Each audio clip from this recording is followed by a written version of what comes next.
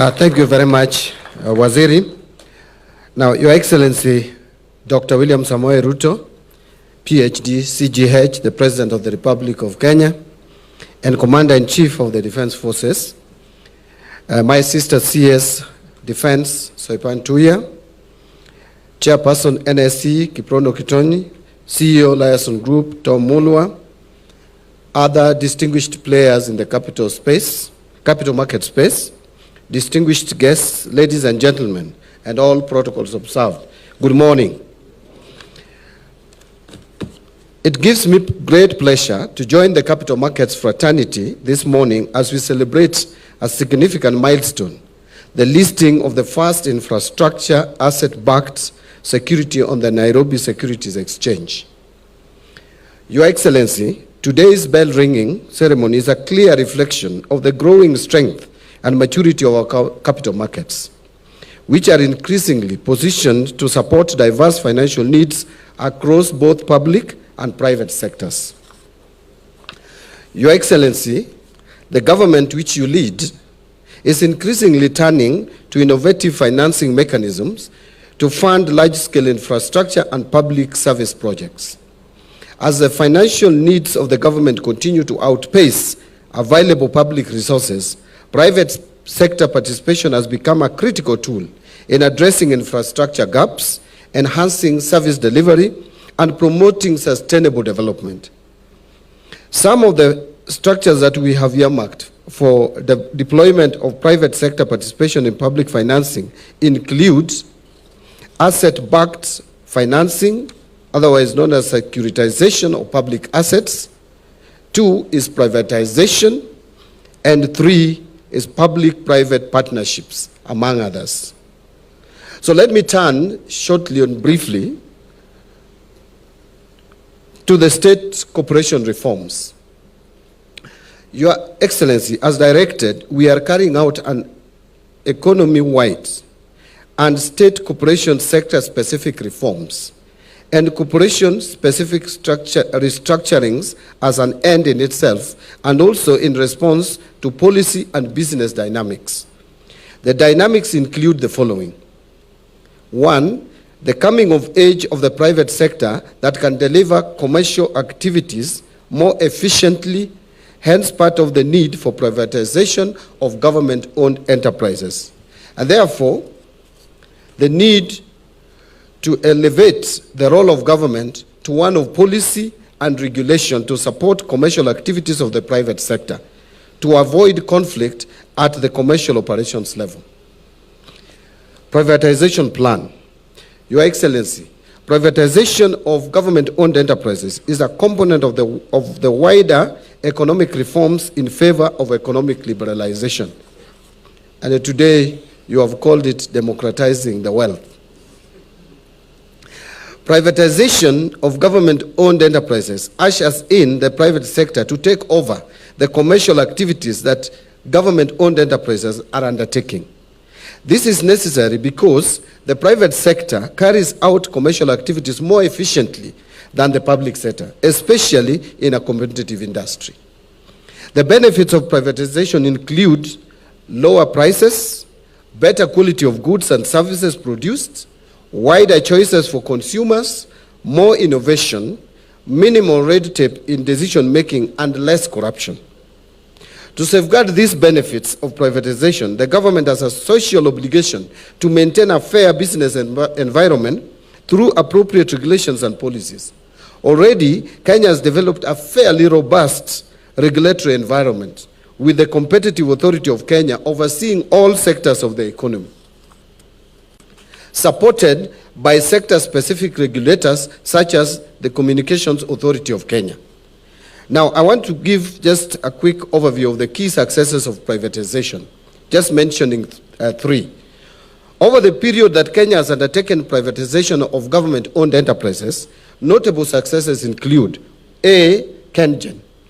KenGen was privatized through listing in the Nairobi Securities Exchange in the year 2006 through an IPO that raised 7.8 billion Kenya shillings. Subsequently, The company raised additional 54 billion Kenya shillings from the capital markets through listing of additional shares and issuance of a Kenya shillings 25 billion infrastructure bond. The company has benefited immensely by having Kenyan as a listed company. The country has benefited immensely by having Kenyan as a listed company. The ability to raise funds from the capital markets has helped the company fund major electricity generation projects, especially from renewable sources, enabling the country to produce most of its electricity from green sources.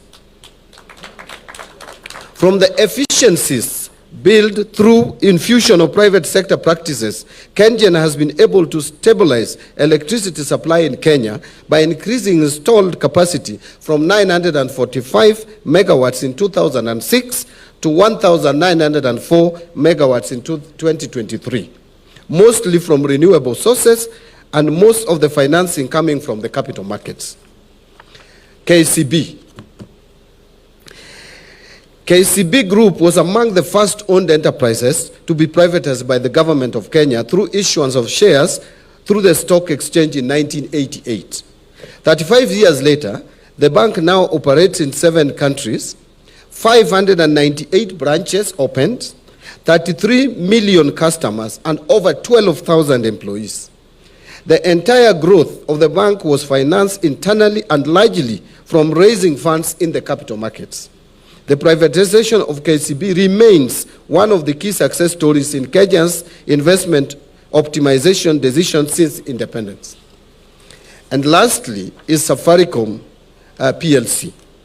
The government of Kenya established Safaricom in 1997 as a fully owned subsidiary of Telecom Kenya. The private sector was then invited to take a stake in the company through a 40% acquisition by Vodafone Group PLC in May 2000, and a public offering of 25% shares through the Nairobi Securities Exchange in 2008. So privatization of Safaricom has led to the company's growth to becoming a leading communication company in Africa with over 42 million customers connected to its network and supporting over 1.2 million jobs both directly and indirectly, while its total economic value is estimated at Kenya shillings 400 billion or $3.2 billion US dollars based on its 2024 audited financials. The company is one of the most premium stocks at the Nairobi Securities Exchange with annual revenues of close to Kenya shillings 371 billion or 2.8 Kenya shillings 371 billion or 2.8 billion US dollars as at March 2025. In closing, Your Excellency, as a ministry, we remain fully committed to supporting the growth and deepening of capital markets. We are keen to collaborate with all stakeholders in fostering an enabling environment that attracts investment, enables liquidity, and promotes financial inclusion across the country. Asanteni. Now, ladies and gentlemen,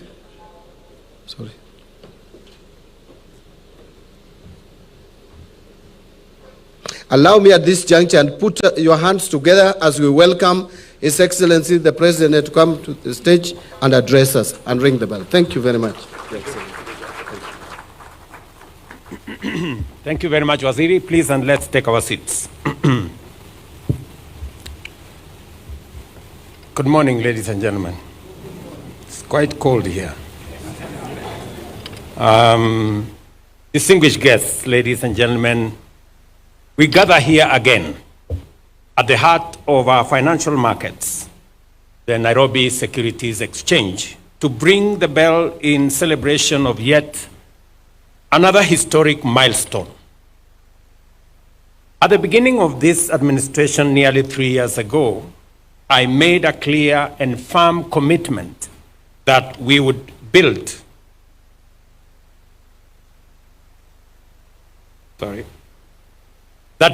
our nation by mobilizing local resources, encouraging a culture of savings, and channeling those savings into productive investments. The successful origination, structuring, and listing of the Lindsay 003 infrastructure asset-backed security, the first of its kind in Kenya, raising over 44 billion is a landmark achievement by any measure.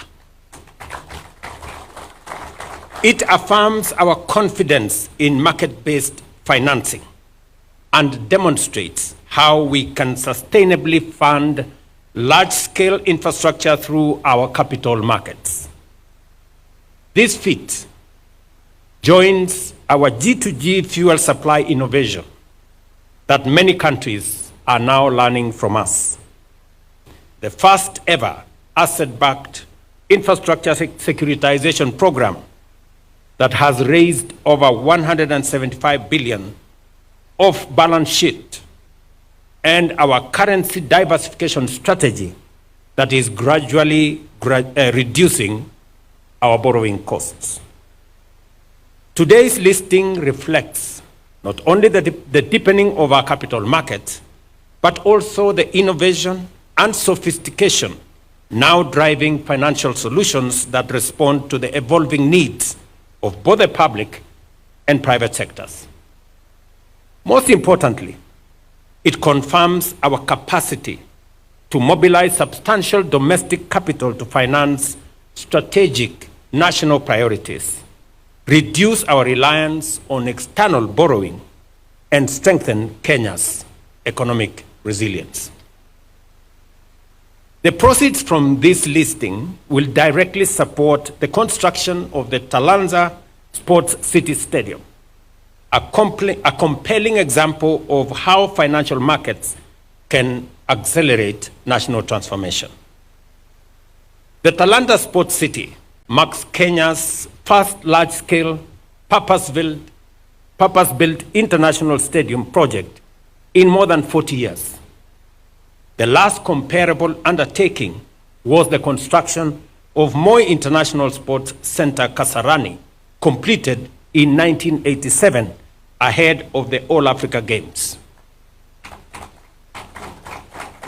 Since then, Kenya has relied on aging infrastructure, with no new international standard stadium built from the ground up until now. With a 60-seater capacity, Talanta Sports City is not merely filling that long-standing gap. It is redefining the nation's sporting landscape. This modern, world-class complex is designed to host international tournaments, foster local talent, and restore Kenya's reputation as a sporting powerhouse. I commend the Nairobi Securities Exchange for the remarkable feat of facilitating 3 listings in a single month. This momentum reflects renewed energy, strong leadership, and strategic clarity. I also extend my congratulations to Lindsay, Finco Trust, and Liaison Group partners for their innovation in financial structuring. Ladies and gentlemen, the stock exchange is a critical gauge of economic health and investor sentiment.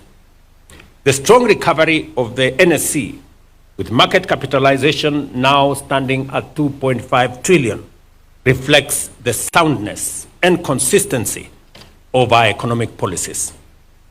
Some of the choices we have made have not been easy, and at times not popular.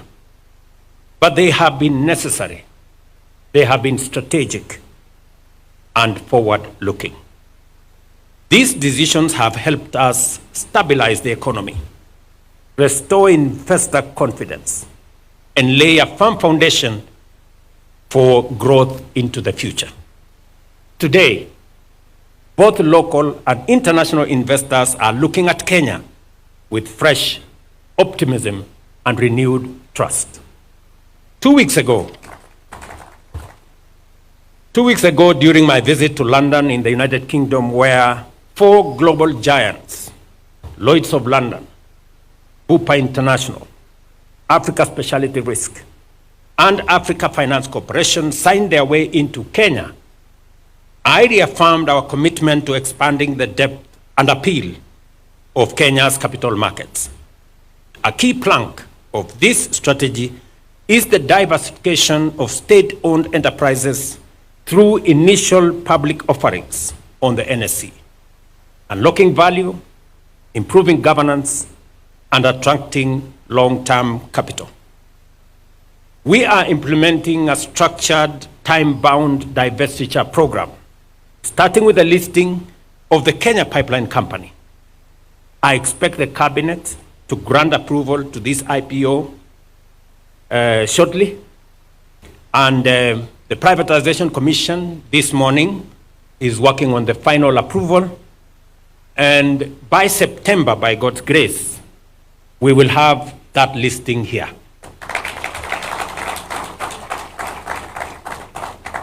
Ladies and gentlemen, there is compelling evidence that privatization is necessary to eliminate inefficiencies and raise the standards of governance in our public enterprises.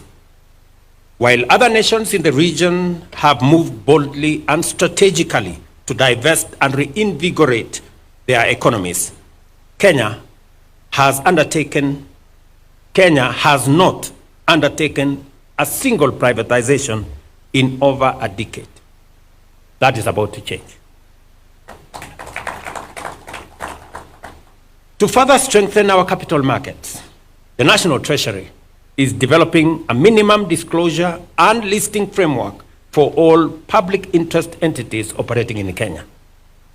We are raising the bar to require public entities to begin disclosing standardized financial and operational data in line with capital markets standards. Within 1 year of initial disclosure, they will be required to list at least 20% of their equity on the NSE. This reform will promote transparency, improve governance, expand local ownership, democratize wealth, and give Kenyans the opportunity to directly participate in our country's economic success. The Cabinet Secretary for National Treasury will immediately establish an industry council to guide this process. Secretary for National Treasury will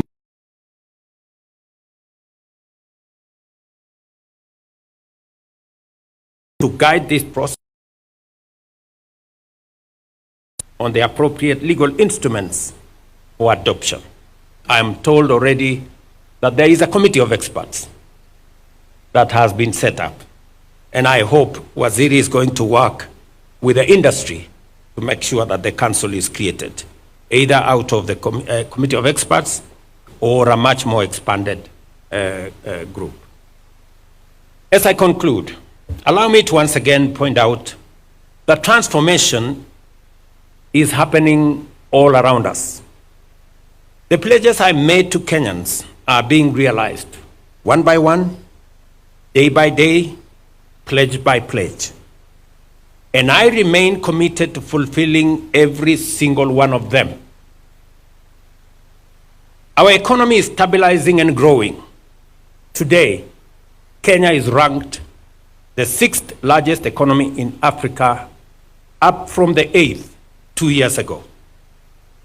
Inflation has dropped from 9.6 in 2022 to 3.8 today.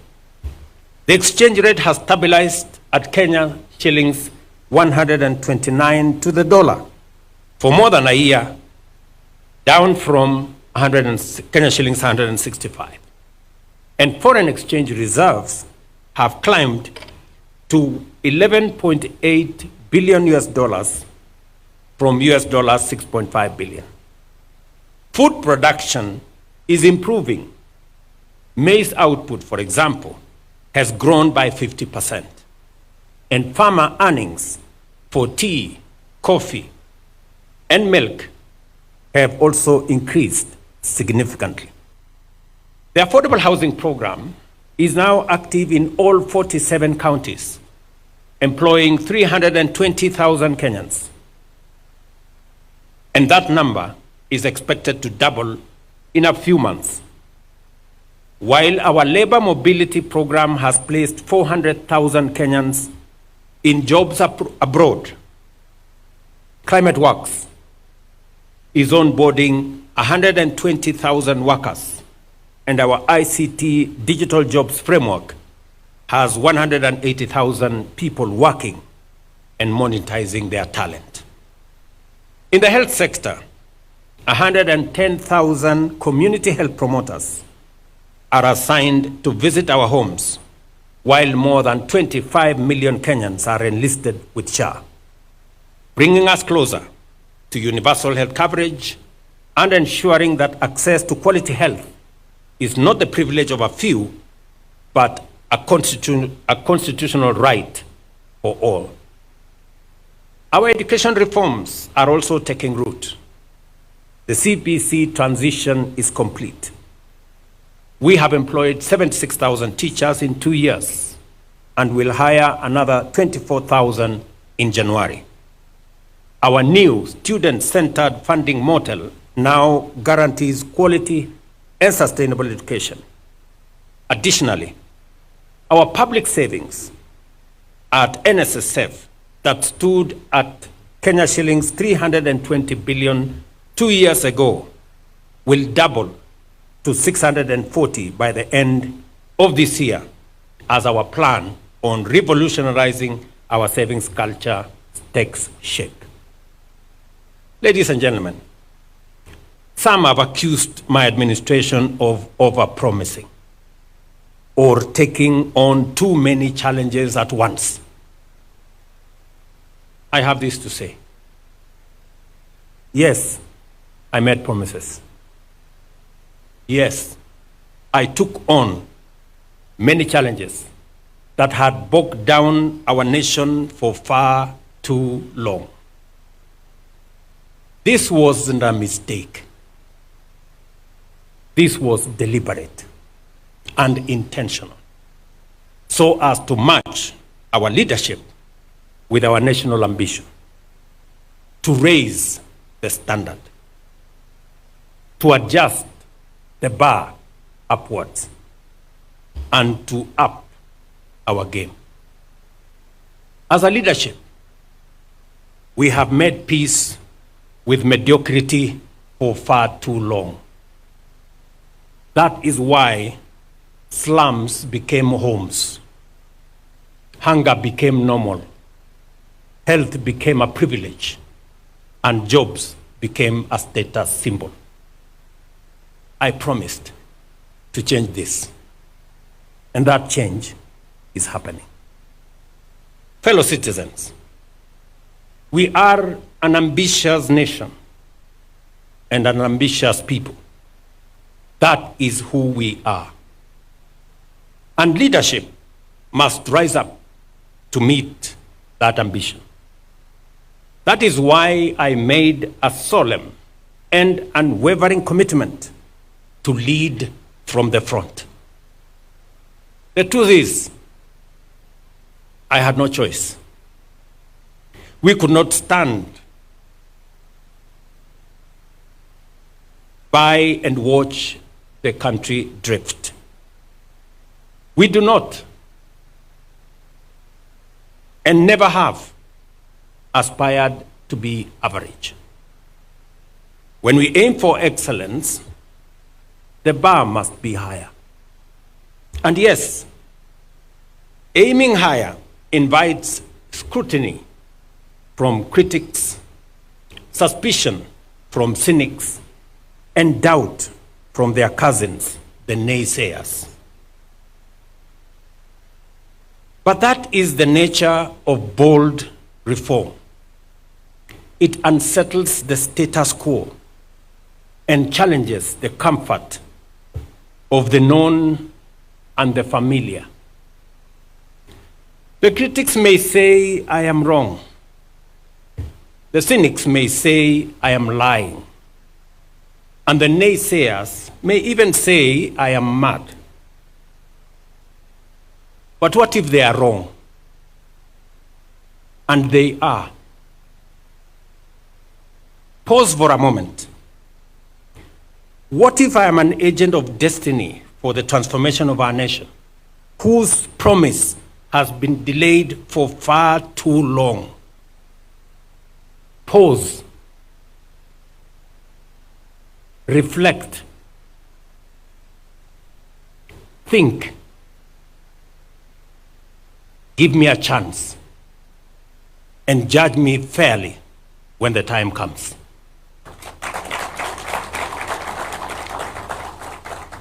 But we remain focused, purposeful, and committed to delivering what Kenya truly deserves. This is neither a gamble nor an experiment. It is a disciplined, determined, focused, and deliberate renewal of our nation's foundation. Even the most hardened, die-in-the-wool doubting Thomases will soon see a country reborn, a Kenya that dared to dream big, push harder, and break free from the chains of mediocrity.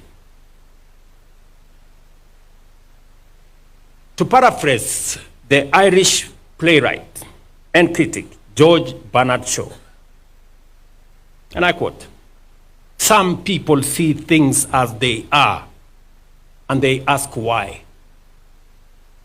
We dream of things that never were, and ask, why not?"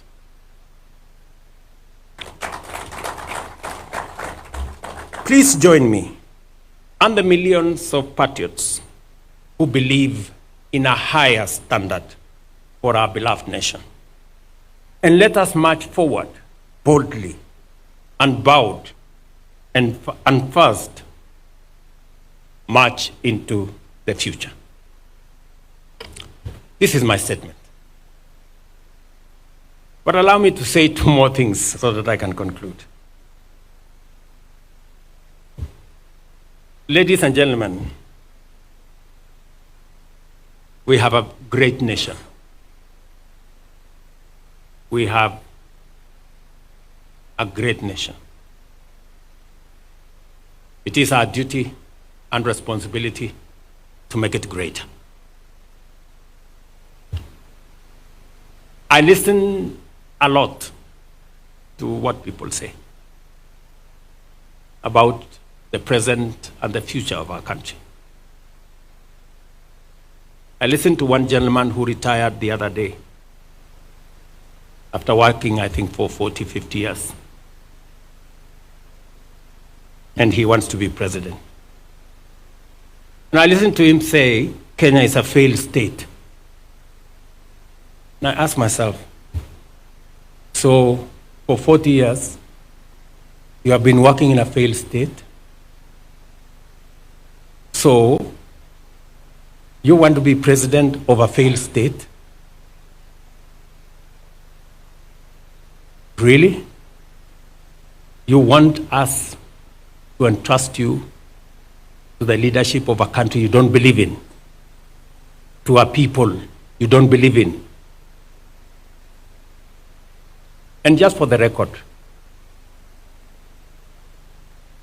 companies like Lindsay, Liaison, an exchange like Nairobi Stock Exchange, the best listed stock exchange last year in Africa, they don't exist in failed states.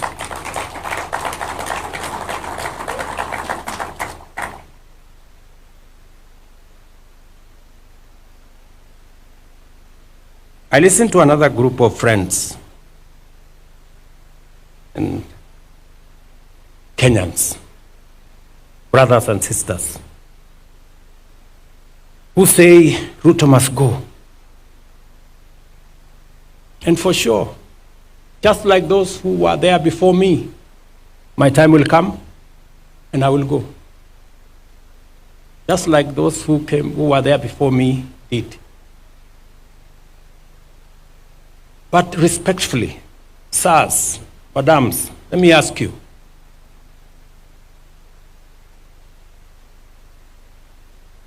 So, what are your reasons for this Ruto must go? I'm sure it's not because of the spelling of his name. Maybe because you don't agree with the ideas, the policies, and the plan he has for our nation, which is okay. But please, would you kindly favor us with your counter plan, with your alternative plan? Because the more I listen, the more it is sloganeering. It's not about a plan, not about an alternative plan. And, hey, we cannot replace a plan you don't like with nothing. And I hear my brothers and sisters say, let Ruto go, then we will figure out. And we will tell you what is the alternative plan later. We cannot tell you now.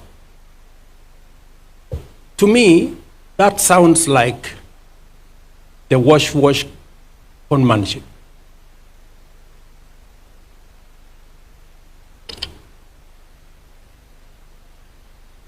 Because if you seriously have a plan that does better on the economy than I have, that does better on health than I have, that does better on creating jobs than I have, that does better on education than I have, you should be bold enough to tell us. One term, Kasongo, Ruto must go, is not enough.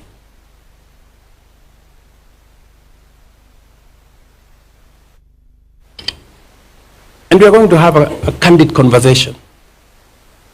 Nobody is going to corner us. Sorry, guys. You have to come up with a better plan. Sloganeering is not enough. The more I listen to them, the more they tell us, oh, let's go back to NHIF. Oh, let's go back to the old model, the NHIF that never worked. Let's go back to the old funding model that crippled our university education. Oh, let's abolish housing. Let's do away with SHA. And to me, they sound like people who are accustomed to the status quo, the usual, the familiar, the no change. Ladies and gentlemen, we have a great nation. It is our duty to make it greater. Thank you very much. God bless you, and I thank you. A round of applause for His Excellency. A round of applause for His Excellency. Come on, we can do better than that. Thank you very much, Your Excellency. And that now will bring us, let's take our seats, please, kindly. That will bring us now to the climax of this session, which is the bell ringing. And allow me, Your Excellency, to invite the following to just flank you as we now get to the bell ringing.